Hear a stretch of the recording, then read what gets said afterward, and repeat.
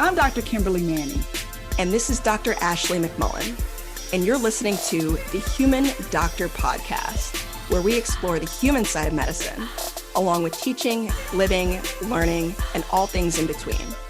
Using the power of storytelling, conversation, and connectedness. Hey, we're two dope academic internal medicine doctors, but we ain't your doctors. So if you perceive anything we say here as medical advice, no, it ain't that.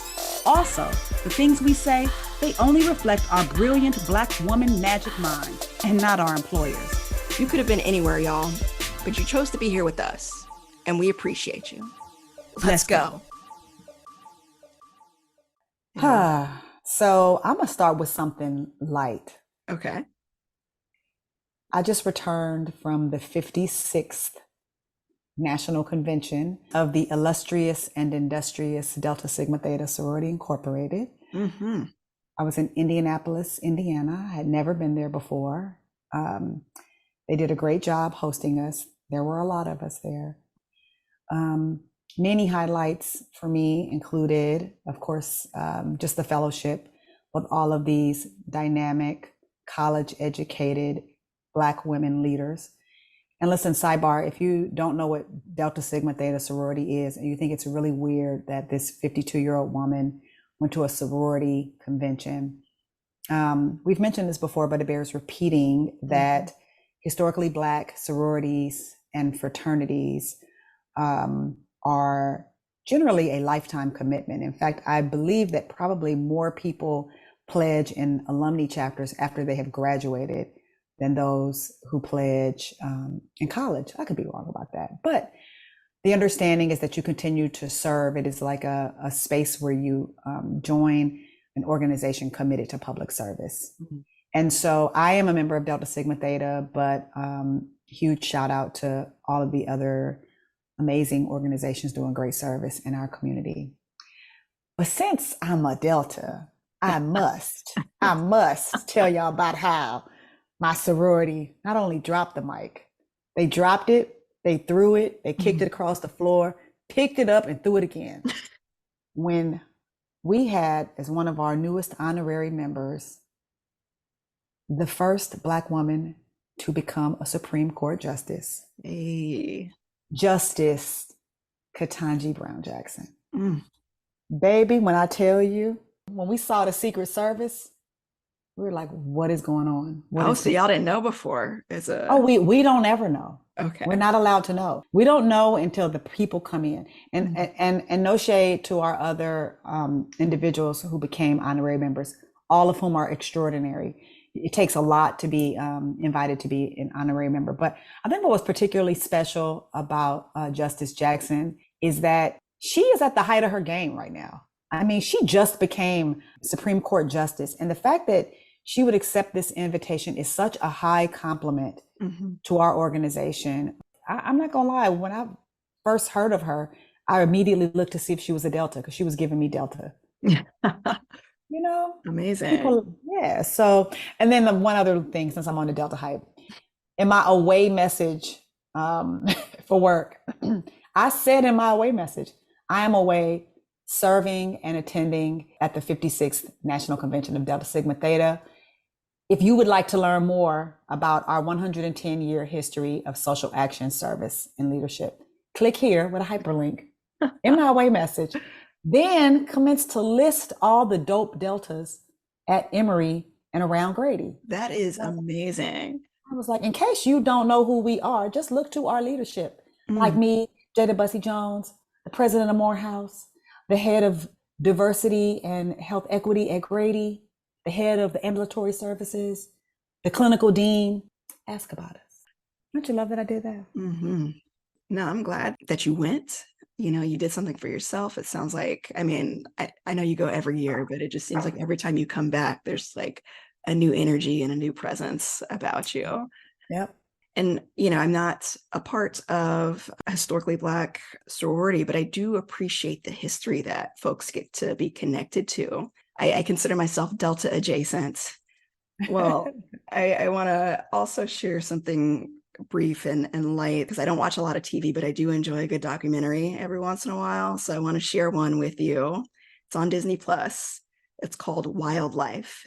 And I read about it first because I saw the review on the New York Times, a story I had no awareness of, but I'll just break it down real quick. So it's about this couple. Doug Tompkins is the former founder of North Face products. Okay. And then his wife was one of like the original employees for Patagonia and like kind of worked her way up to the C-suite. They met kind of later in life. They fell in love. Doug had previously left his career to move to Patagonia, the region in South America between Chile and Argentina. And she eventually left her job too. And both of them pivoted towards this huge project to try to buy up all this land and to try to conserve it, essentially like this major conservation project. And then we're going to donate the land back to the government as a national park. Crazy, crazy endeavor. I mean, it brings up a lot of questions, controversy, but you see the passion and the intent behind it.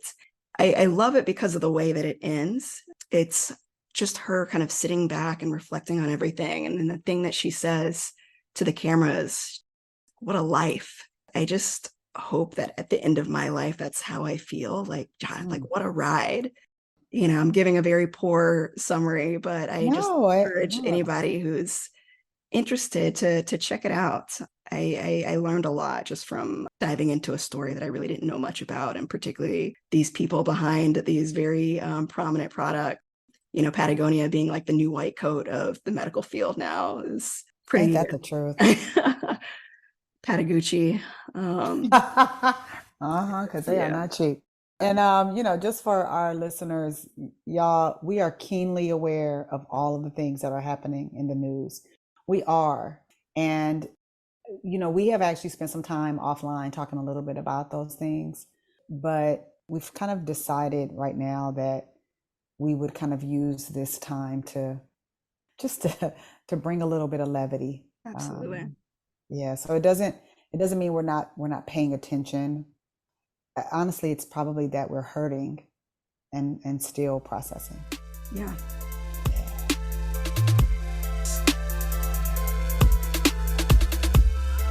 Well, although I sounded very calm just a moment ago, that will not last long, ladies and gentlemen, and non-binary royalty. I am sitting here drinking a cup of coffee in the evening, which has caffeine running through my body, adding to the hype I already feel about what's about to take place. And what is that? Yes, party people. It is that you are about to get a story from none other than the Ashley McM Mullen.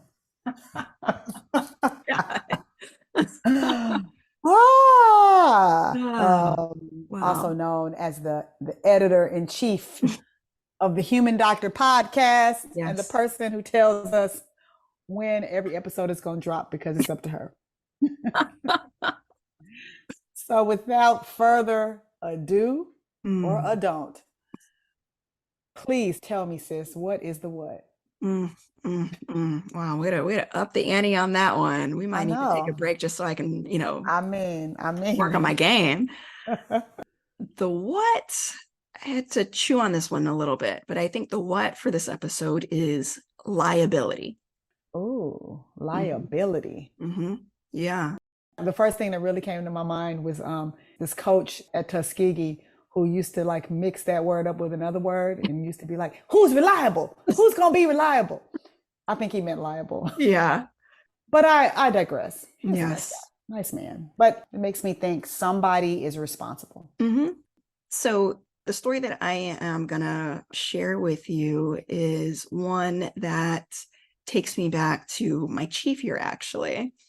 So this was after I completed my 3 years of residency and did something called a chief year, which is an opportunity to kind of serve in a leadership role. And part of that includes being attending on the medicine service. And so essentially I am like the buck stops with me. We have our incredible medical students, we have our interns, we have our senior residents who really run the show. But at the end of the day, as the attending, you are liable for whatever goes down. And so this is my absolute first stint as an attending. So it's, as one can anticipate, a little nerve-wracking. I was lucky to find myself assigned to an incredible team that included someone that you know, an Emory School of Medicine graduate named Larit, who was Larit. my resident.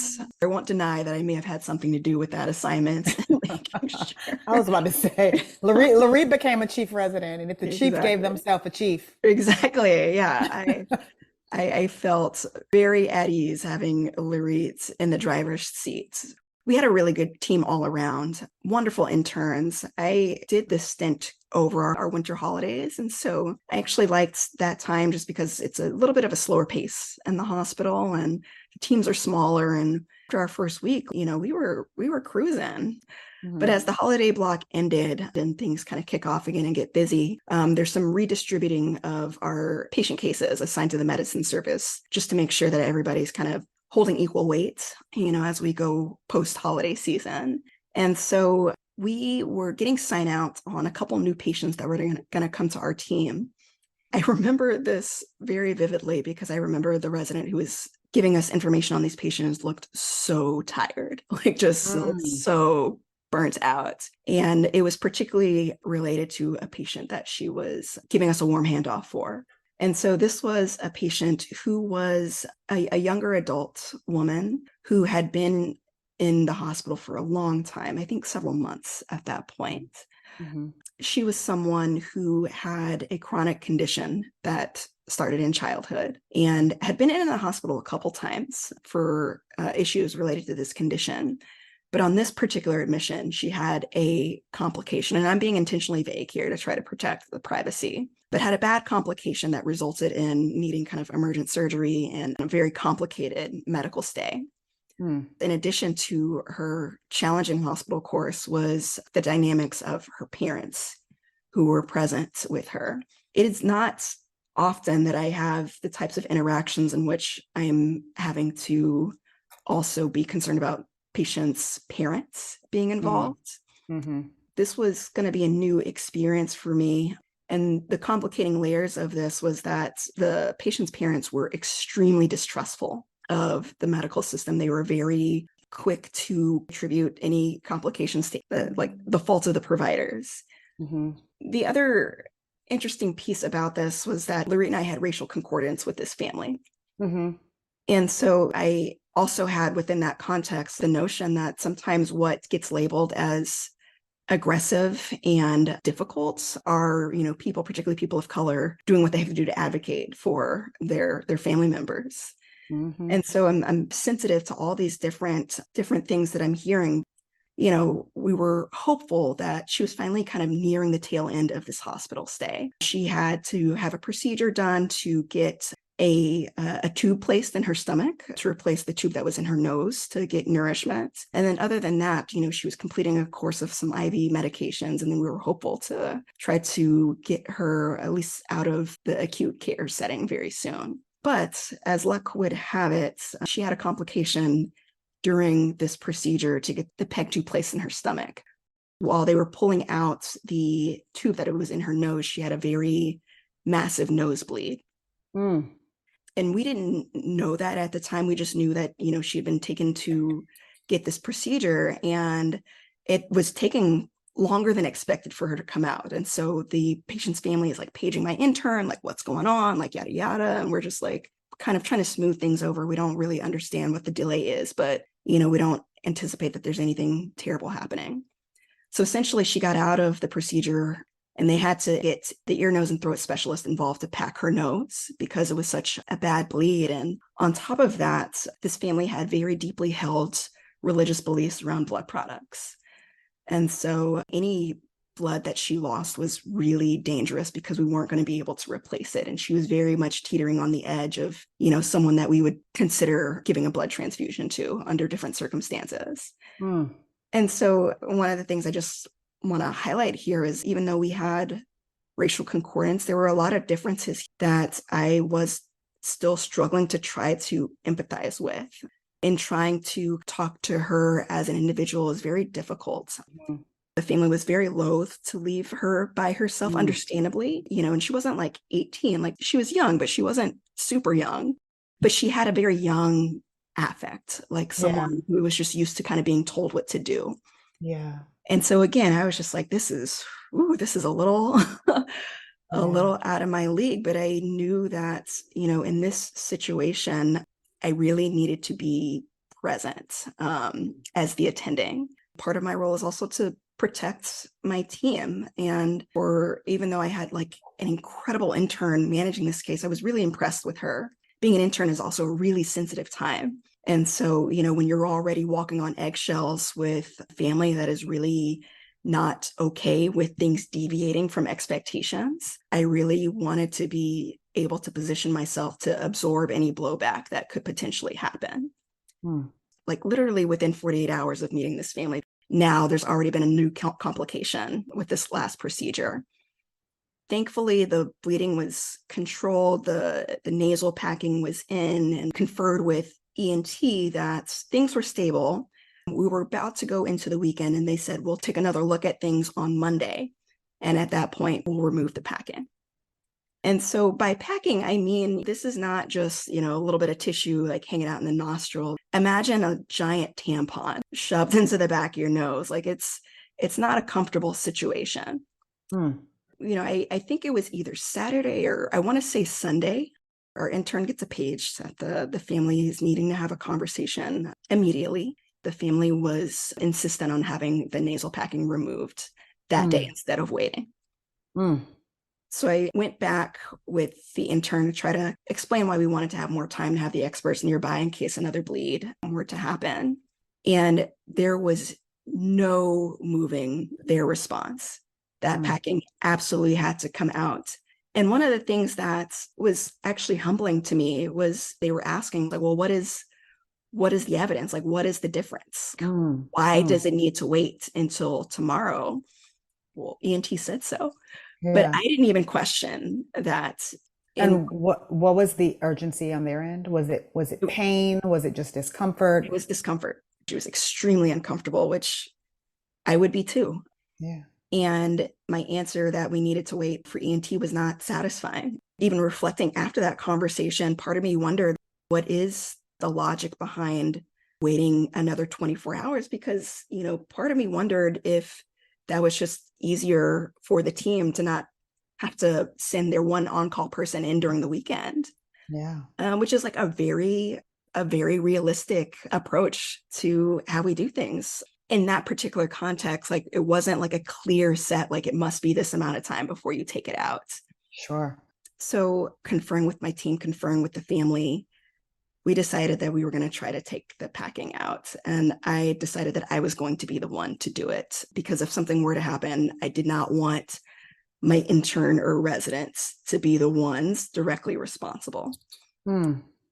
I sat down with the family too, and also tried to really like make it very granular around like the worst that could happen, which is, again, she was already kind of teetering on the edge of needing a transfusion. If she were to have another massive nosebleed, this could be a really, really dangerous situation. Oh, right. And they also did not accept blood products. Exactly. Yeah, it was a risk, and one in which, again, my first stint as an attending, like this is what it means to step up and accept that responsibility and that liability. Because the family were very adamant in that they were no longer willing to leave her uncomfortable. They were not satisfied with the idea of waiting around for ENT, and they were willing to take the risk. And so I abided by that decision. I think I called my mom before. Like I had to say a little prayer, got all the supplies I could, had a contingency plan together if things were to go south. And I proceeded to start pulling out this packing. And, for our listeners who perhaps aren't in medicine, like, most nosebleeds self-resolve. And just to be clear, like, there's some deeper arteries post deep in the nose that can cause like really bad hemorrhages. And I think this is where her previous bleed had come from. And so I am slowly removing this packing, like checking for any oozing. Oh gosh. Like I am trying to hold my composure, but I know that I'm like sweating profusely under my white coat. So finally get to the last piece. get it out, hold steady, no bleeding. Okay. And then finally, I looked over at this patient's father, and he is grinning ear to ear. And his only response is, I told you nothing would happen. I told you. And honestly, like, as frustrating as that encounter was, it actually set the tone for the remainder of my time and helped us establish an easier rapport than we had at the beginning. Mm. But it was a huge lesson for me in many respects. Again, number one, like, at the end of the day, like, you have to call the shots and like accept the risk when you're the attending. And it's easy to kind of be a little more hands-off, particularly at our institution, just given the culture and the excellence of our residents. But this was a situation in which, you know, I had to really be on game. And to be honest, I was just very humbled. Again, you know, thinking that things might be a little bit smoother because we had racial concordance, but also recognizing like there were a lot of different dynamics at play there that didn't just rely on us sharing the same race. Mm. So let me ask you, what would you have done if she had begun to bleed? Did you have a plan? We would have had to basically get ENT in their stat. We would have had to call them to come in. And I mean, I would have just packed it the best that I could and held pressure until we could get more folks involved. If her pressure dropped, we would have just had to try to replete her with fluids in the meantime. But I was very clear with the family on that possibility. Wow, that's hard. Mm-hmm. Yeah, I mean, that was hard. And I love what stands out to me about your story. One is that you did it with your own hands, really as a way to protect your team, but also just to be the one to fall on the sword if that was necessary, which probably did not go unnoticed to your team, which is huge. It's kind of like sometimes when people are really upset in the hospital or something bad is happening, I try to, you know, let me go over there and stand in front of this venom instead of just leaving it to them, because it's so much easier sometimes to do that. The other piece too, though, is that I realize now we are in a different time than we were in when I trained, or probably even when you trained. You know, when I trained, it was really, truly 100% about the patient. Like, no concern for the well-being of the providers or the healthcare workers mattered. You needed to do whatever you had to do for the patient. And so the fight would have been different for me back then, right? It would have been like, this isn't really based on any rhyme or reason. How dare you make this person sit with this very uncomfortable packing shoved up her nose and mouth breathing until it's convenient for you to come back. Not at the time really thinking about all the system factors that are at play. Many times our surgical subspecialists and specialists are covering more than one hospital. And as unfortunate as it is, a decision like that may be made because the system has been set up in a way where we don't have the manpower. Now, one could argue, well, why don't we have more people around? Yeah, sure, like I agree. But until we do, I think sometimes those are the decisions that get made. But when I was in training, I never saw anything that way. I just was like, what's best for the patient? We do what's best for the patient. And now, you know, that dog don't hunt. It's one of my patients who say it all the time. That dog don't hunt, doc. That dog don't hunt. You know, I can't say to you on Saturday at 4 that I'm about to pull this thing out that could lead to a surgical emergency. And, oh, well, you better come on up here. Yeah. I can't really do that anymore. And that's one of the hardest things that people are facing in medicine right now is the moral injury of doing things that you know could make a patient more uncomfortable, because we have now moved into a space where our well-being matters too. That's a really weird space, because one could argue that you could have told the family, y'all can pull it out yourself. You do whatever you want to do. But the combination of you not wanting blood products, which is absolutely, you're right, especially if that aligns with your religious beliefs, that is what you should do. But the combination of that plus the lack of support from a surgical team is terrifying. Yeah. Yeah. I'm glad that you named that because, as a new attending, like, you don't know exactly where you can push, particularly when it comes to like your surgical colleagues. And, and I was close enough to residency to recognize like what I was asking, for one person who was covering multiple hospitals to come in and be present for this situation that, may or may not need your assistance. It's not, it's not an easy thing to do. At the same time, it was just like a decision had to be made. Yeah, no, and and actually, the thing about medicine is that you do have to just make calls sometimes, right? The truth is that there are many things that our otolaryngology colleagues do that are very high tech, and you don't want me as an internist going nowhere near trying to do it. But probably a very determined internist or a very determined emergency physician could figure out how to pack your nose. Probably with the right materials, right? Yeah. So I imagine that to some degree that is something you thought, which would be different than removing somebody's abdominal sutures and having their innards fall out. Like you ain't gonna be able to do nothing about that. Yeah. But I just bring up the fact that we are now in a space where we're walking this very delicate tightrope between being champions for patient advocacy and protecting ourselves, which includes moral distress. Like for real, right? Because everything is fine until it's not.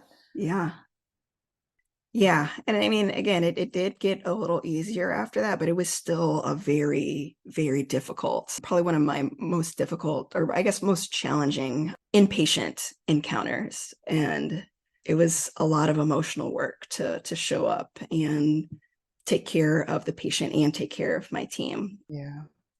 I mean, and I know you probably thought this, but I would say when I find myself in situations like that, especially when I was doing peds, but also when I'm caring for hospitalized patients whose loved ones are very involved and protective, I'm like, this is not about me. This is just not this energy that I'm getting right here, this pushback, this whatever difficulty it is, if you seem untrusting, even whatever it is, whatever unpleasantness that I'm feeling, chances are it has very little to do with me.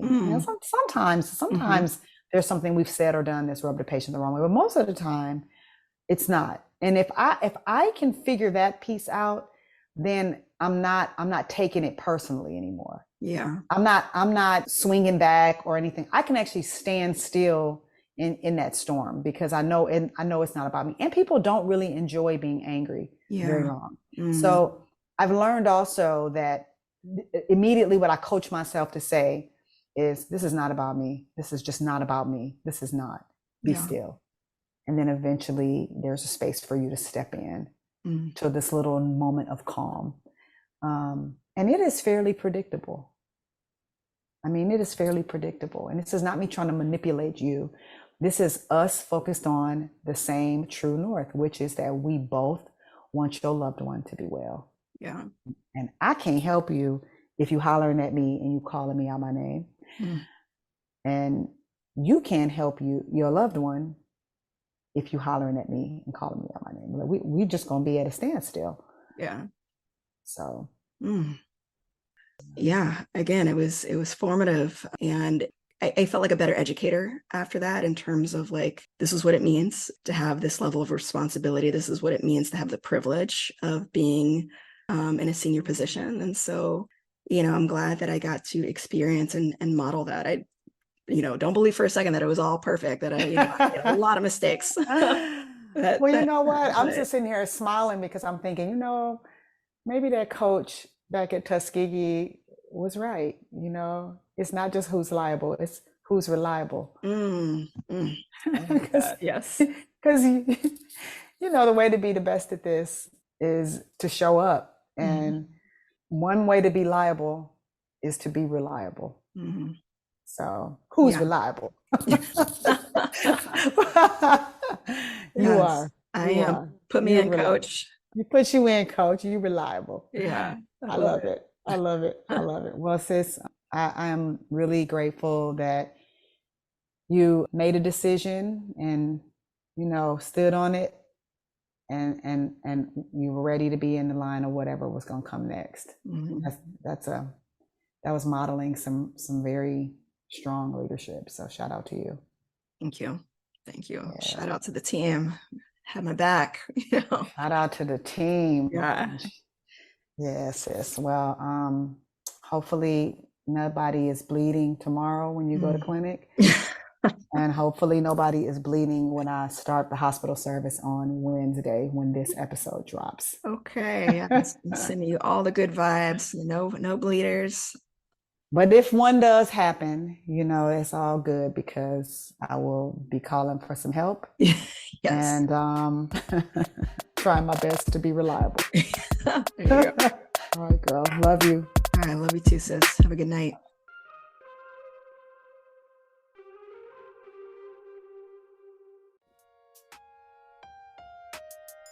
That wraps up this week's episode of the Human Doctor Podcast. Special thanks to our favorite brother gastroenterologist, Dr. Chuma Obiname, for the beats. Shout out to the Dr. Ashley McMullen for editing and production. Mad love to our podcast family at the Nocturnist and the Clinical Problem Solvers, our Med Twitter fam. And especially shout out to all of you, our listeners. Until next week, remember, we see you and you are enough. Holla!